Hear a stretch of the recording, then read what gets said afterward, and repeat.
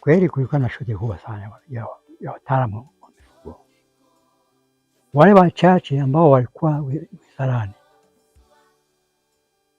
walikuwa wanatafutwa kupitia Wizara ya Kilimo, hasa Division ya Veterinary Services.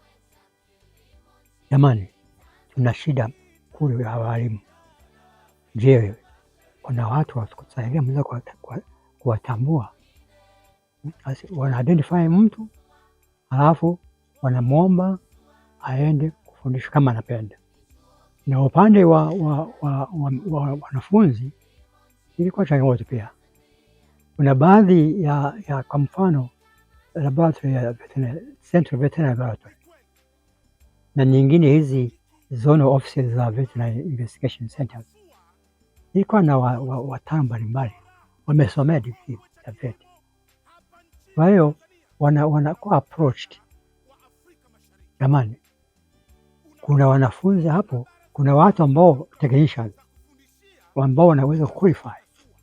Kwa hiyo wengi kwa kuanzia tulikuwa na technicians wengi mbalimbali walikuja hapa toka Temeke, wengine toka VICs, lakini VICs ilikuwa jambo hapo. Lakini sasa serikali ishaamua kwamba degree program zilikuwa zinafanyika kule Nairobi, sasa tumeanzisha sisi.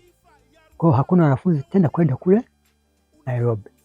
Kwa hiyo wale wenye interest ya veterinary medicine walikuwa wanakuambia nini SUA, wakati ule sio SUA, University of Dar es Salaam. Yeah. Ndio tukapata. Group ya kwanza ilikuwa ni Kambarage.